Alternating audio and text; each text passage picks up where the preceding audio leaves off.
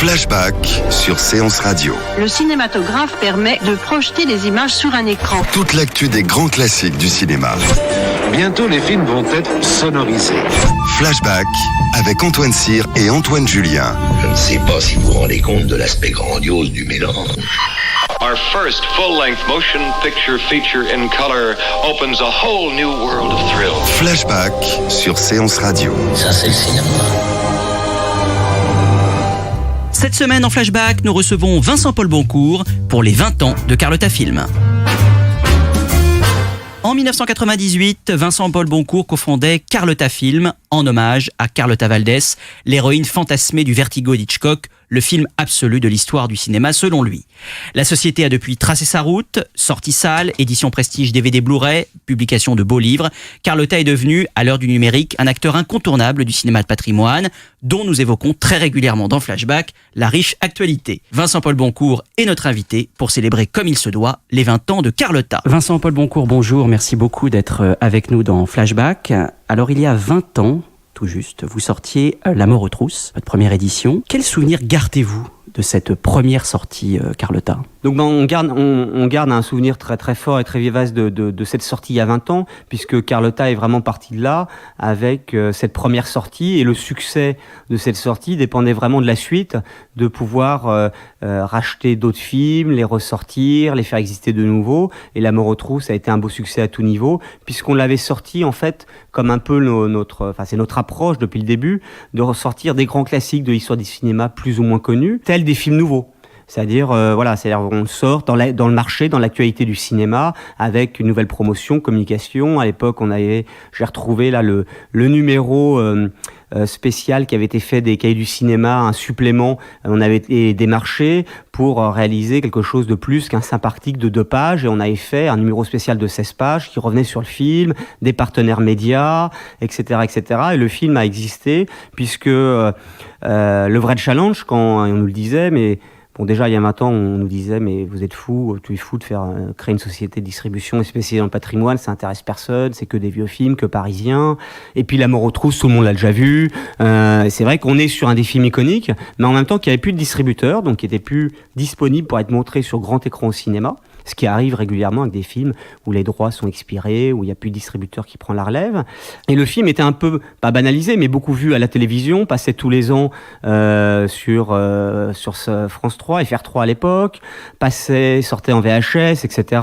Mais en même temps, je me disais, moi déjà en tant que spectateur et jeune cinéphile, que j'avais envie de revoir ou voir La mort aux trousses sur grand écran. C'est-à-dire dans son format d'origine, en version restaurée, et de vivre l'expérience salle, même si je l'avais grandi avec ce film en le voyant constamment, comme je disais, à la télévision, mais en version française, par exemple. Donc toutes ces données-là nous ont fait croire qu'il y avait une envie, un public, un désir à créer, à développer, pour voir ou revoir La mort aux trousses au cinéma. Il y a des sorties DVD qui semblent avoir joué un rôle important dans la redécouverte de certains auteurs, ou en tout cas dans le fait de les rendre accessibles. Par exemple, quand vous avez sorti les 2 coffrets de Douglas Sirk, ça a été vraiment une étape dans la redécouverte de ce cinéaste. Est-ce comment prend-on un tel pari ? Alors notre approche est toujours, il y a le film en tant que tel, l'œuvre, mais d'être aussi le plus possible, ça je pense que c'est l'héritage et la cinéphilie française qui est sur l'auteur et le cinéaste, plus que les acteurs d'ailleurs, et de se dire qu'on va faire un travail sur des grands cinéastes de l'histoire du cinéma, en ressortant l'essentiel de leurs films, beaucoup de leurs films, voire l'intégralité. Et c'est vrai que ça a été aussi dès le départ notre plus-value et notre apport sur le travail de distribution sur la cinéphilie, c'est de se plonger tout le temps, d'année en année, sur la réédition, pas d'un film de Sirk, de Buñuel, de Kurosawa, mais 7, 10, 15, et aussi des œuvres qu'on aime bien travailler sur la durée, même si on travaille aussi sur des cinéastes qui sont toujours vivants, voire en activité, mais un certain nombre ne sont plus de ce monde, comme Douglas Sirk par exemple, ou Fassbinder. Et c'est vrai que ces 2 auteurs-là, ce qui nous intéresse, c'est de les suivre comme si c'était des auteurs qui réalisaient un film nouveau, où il y avait une actualité liée à des nouvelles acquisitions, à une nouvelle restauration. Et si je prends Fassbinder, ça fait 15 ans à peu près qu'on travaille l'œuvre de Fassbinder, en sortant pas tous les ans, mais tous les 2 ans, 3 ans, un nouveau film de Fassbinder, un film inédit qu'on n'avait pas vu, un téléfilm qui n'était jamais sorti en France, des séries télé. Donc on est aussi sur quelque chose de complètement vivant et d'actuel, comme l'actualité de cinéastes qui seraient toujours en activité. Pour venir à Douglas Sirk, c'est vrai que ça nous a paru une évidence et nous correspondre à Carlotta, d'être sur un travail spécifique sur ce cinéaste-là, et d'un seul coup le faire redécouvrir via 2 coffrets qu'on a réalisés, même 3, et qui réunissaient ces grandes œuvres, ces grands mélodrames, qui se répondent forcément de l'un à l'autre, et de réaliser aussi et surtout un travail éditorial qui passait par les suppléments, l'édition en tant que telle, le packaging, etc. Comment ça se passe avec les ayants droit ? C'est une question qu'on se pose parfois. Vous éditez en effet tout type finalement de cinématographie, notamment des grands classiques hollywoodiens. Comment ça se passe ? Vous allez voir un studio, vous leur demandez les droits, vous allez voir les héritiers des cinéastes. Est-ce que vous pouvez nous expliquer rapidement comment le travail se fait en amont ? C'est très variable, c'est-à-dire qu'on a en 20 ans, évidemment, on a développé tout ce travail-là sur le cinéma. Il y a aussi des ayants droit qui viennent nous voir, qui nous proposent, qui ont des droits, qui nous proposent des sorties. Donc il y a à la fois des gens qui viennent nous voir, nous qui sommes en relation avec des vendeurs internationaux, comme tout film nouveau en fait, avec des vendeurs qui vendent des films qui peuvent acquérir des nouvelles acquisitions, ou des sociétés historiques comme des studios de cinéma, des majors américaines ou des majors japonaises comme la Shoshiku, qui est l'équivalent d'une société comme Warner aux États-Unis, et avec qui on a aussi créé un travail de fidélité, et on achète des films auprès d'eux pour la France, peut-être d'autres territoires, mais essentiellement français, selon, soit tout droit, cinéma, DVD ou autre, et d'un seul coup, on devient le distributeur, l'ayant droit France, et là démarre le travail de réédition et de sortie des films.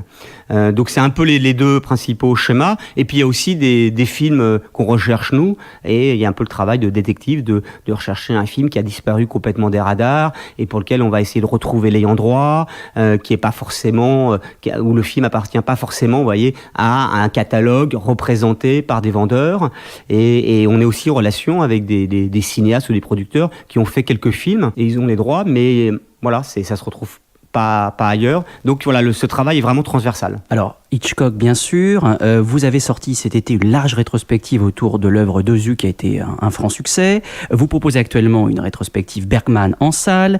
Fassbinder dont vous avez, je crois, une bonne partie des droits, a été à l'honneur aussi au printemps.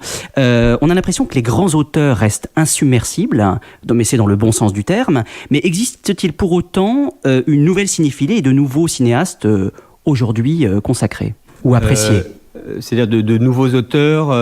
Est-ce que la cinéphilie peut sortir de ces grands auteurs, évidemment très célèbres, qui marchent toujours autant ? Alors, il y a 2 choses. D'une part, c'est vrai que ça peut nous paraître, nous, une évidence, étant des personnes vivant, passionné de cinéma. On a l'impression que Kurosawa, Buñuel, Fassbinder, Bergman, tout le monde les a vus, on les connaît par cœur. Faut pas oublier que des générations qui nous suivent, ou même des gens de notre génération, loin d'avoir vu tous les films, et qu'il faut les remontrer constamment. Et c'est vrai que je pense que tous les 10 ans, il faut ressortir et remettre en avant des grands noms de l'histoire du cinéma, pour pas qu'ils commencent à être oubliés et disparaître. Parce que c'est vrai que ce qui nous paraît évident n'est pas forcément aux yeux de tout le monde, y compris d'un public curieux, cinéphile, et qui va au cinéma. Donc Bergman, par exemple, actuellement, c'est aussi une redécouverte pour plein de gens, pour plein de spectateurs, y compris nous cinéphiles, parce qu'on n'a pas tout vu, tout Bergman, et on redécouvre des films plus rares. L'idée étant toujours d'être dans un équilibre aussi, de faire découvrir les films les plus connus, mais pas forcément vus, de l'œuvre d'un grand cinéaste comme Bergman, mais aussi des films plus rares, plus méconnus, et ce qui crée une vraie dynamique pour passer de l'un à l'autre. Et c'est vrai que, par exemple, au Zoo, où je suis beaucoup allé dans les salles cet été, à Paris, en province, on voyait que les gens allaient voir 1, 2, 3, 4 au Zoo, et qu'il y avait une vraie forme de dynamique. En plus, chez Ozu, il y avait ce sentiment d'être bien dans ce monde, dans cette famille, et de se dire, on veut prolonger et piocher et aller voir plusieurs films, ce qui n'aurait pas été forcément le cas, vous voyez, avec la sortie seule d'un film d'Ozu, forcément.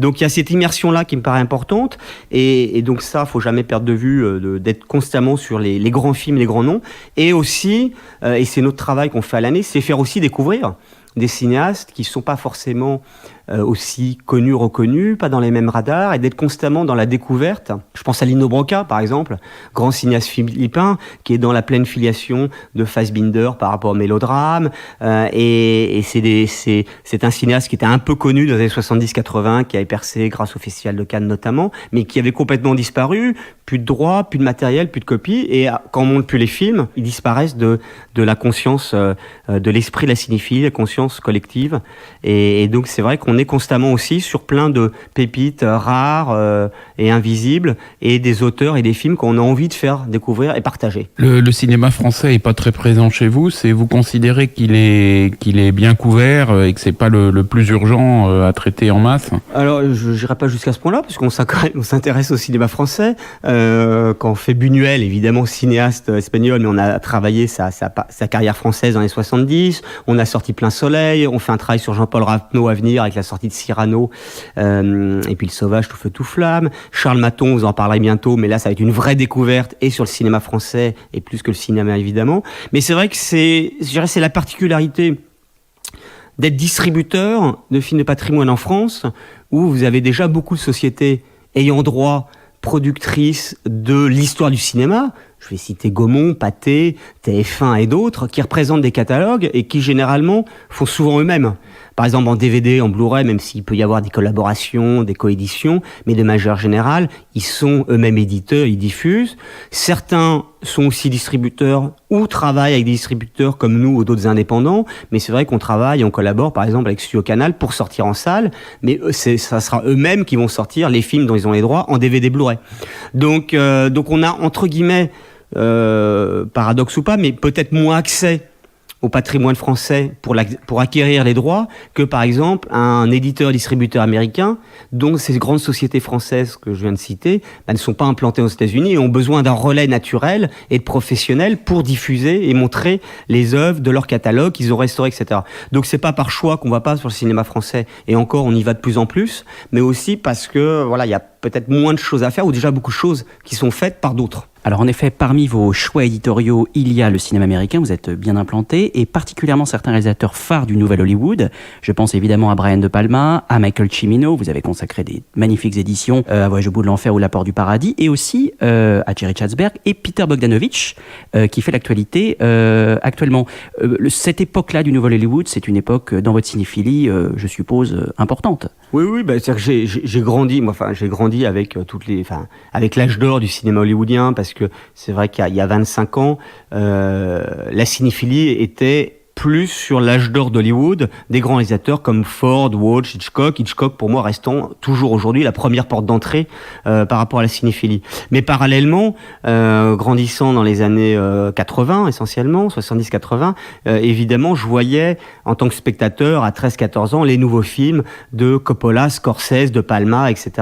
Donc ça faisait partie, ils faisaient vraiment, même si certains en font encore partie, mais peut-être pas encore au même niveau, c'est partie de l'actualité du cinéma, on allait voir et on découvrait les films sortis quelques années auparavant, comme Pulsion, Blot, mais qu'on n'avait pas vu en salle. Donc c'est aussi ce qui a, donc le Nouvel Hollywood, qui à l'époque s'appelait pas forcément encore le Nouvel Hollywood, c'est apparu par la suite, mais on va dire le cinéma de cette jeune génération des années 70-80. Je baignais dedans. Et j'ai grandi avec, et quand on a créé Carlotta, outre de ressortir des grands classiques comme La mort aux trousses en version restaurée, ce qui a été aussi notre ligne éditoriale et notre approche assez originale par rapport au marché à l'époque où il y avait déjà évidemment beaucoup de sociétés de distribution de films, mais ces distributeurs-là et aussi ces exploitants qui font un travail sur le patrimoine à l'année trouvaient que ressortir un film des années 70-80, c'était trop récent.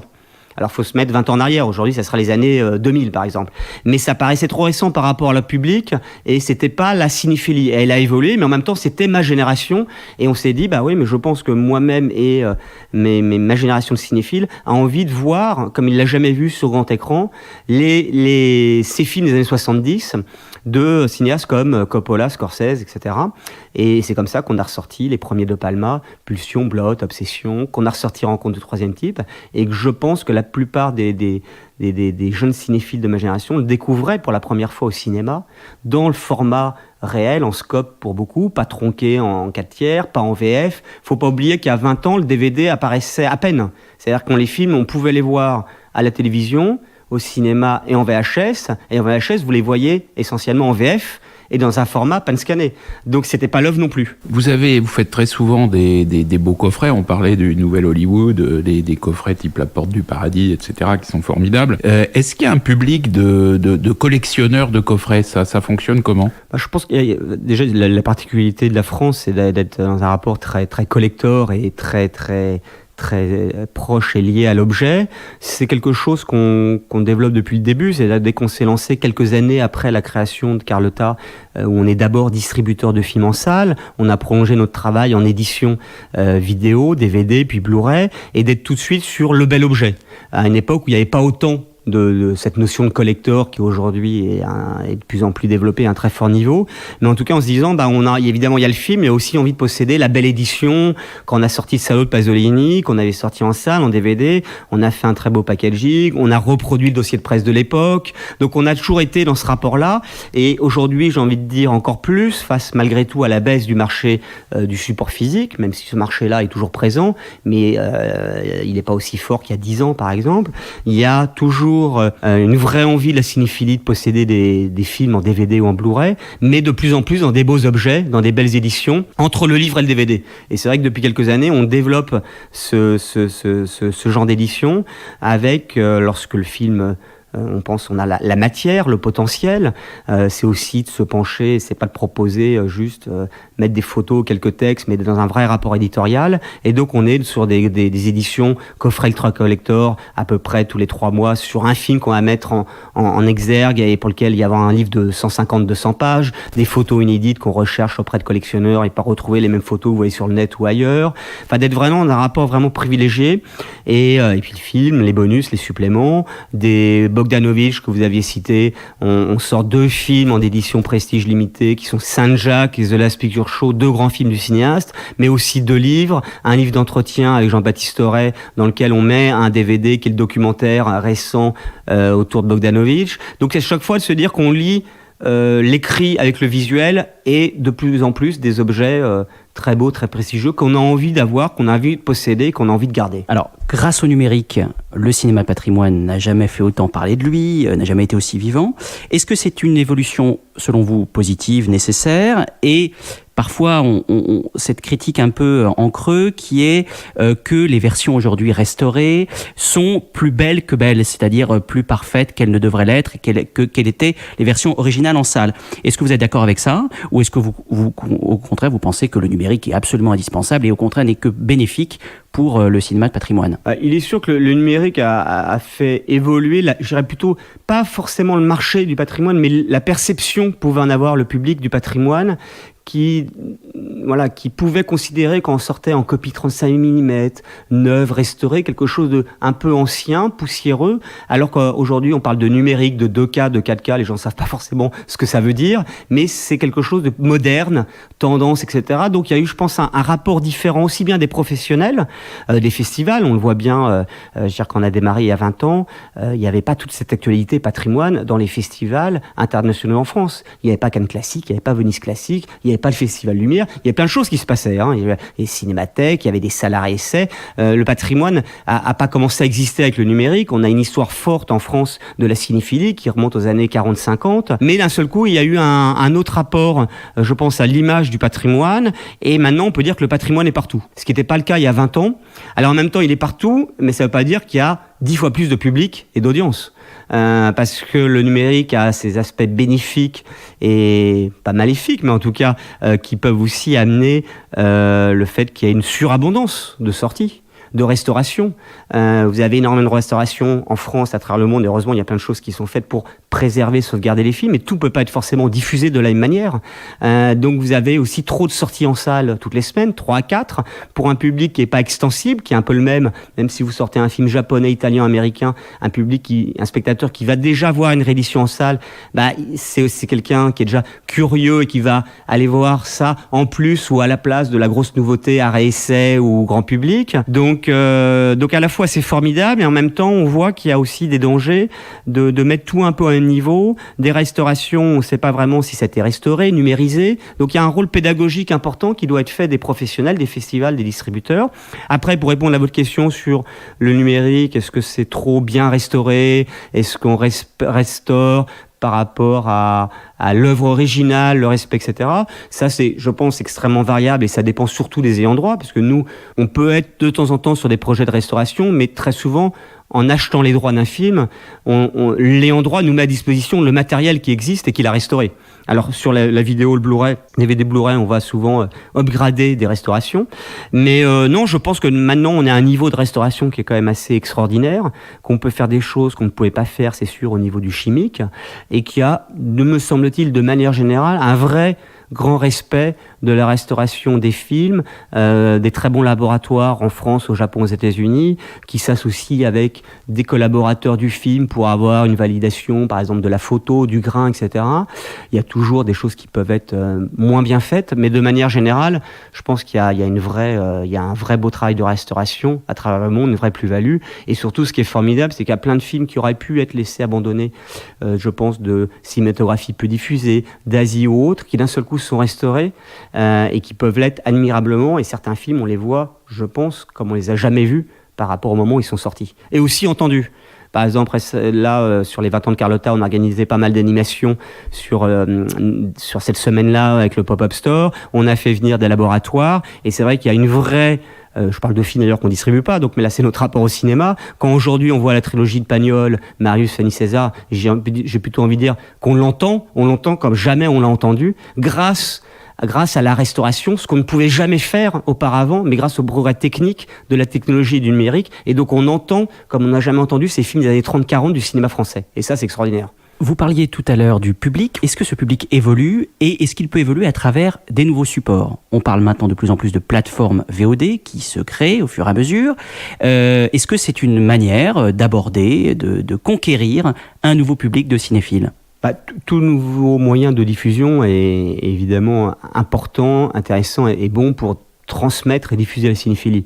Après, on s'aperçoit que le public cinéphile qui nous suit, qu'on peut aller chercher, qui peut être potentiellement intéressé par un film d'Ozu, de Bogdanovich ou d'autres, on l'a pas encore sur la VOD. C'est-à-dire qu'on l'a sur la salle de cinéma. Les spectateurs savent où aller voir un film de patrimoine dans des salles qui font un travail de patrimoine à l'année, des salles à réessai, même si on se contente pas de toucher le public traditionnel. On élargit et notre approche, c'est de toucher le public le plus vaste, entre guillemets, possible. Il existe sur le DVD et le Blu-ray. On sait où acheter un DVD, un Blu-ray, dans des magasins physiques, sur Internet. Les chaînes de télévision font un très bon travail de Ciné+, à OCS, à Arte. En revanche, même s'il existe des lieux et des très bonnes plateformes, on s'aperçoit que le spectateur, j'ai envie de dire cinéphile, c'est-à-dire qui s'intéresse au cinéma, qui voit des films, ne sait pas où aller voir un film de patrimoine en VOD. Parce que ces lieux-là ne sont pas identifiés. Donc ça va, on s'espère venir avec le temps, mais en tout cas, il n'y a pas d'identification à ce jour, malgré ce qui peut exister. Et c'est vrai qu'exister sur le net est très très difficile aujourd'hui. Et on s'aperçoit que des sites qui existent de VOD, SVOD ou tout ce qu'on veut, l'existent aussi avec beaucoup de moyens de promotion de communication et c'est compliqué d'exister uniquement via les réseaux sociaux ou un peu de com.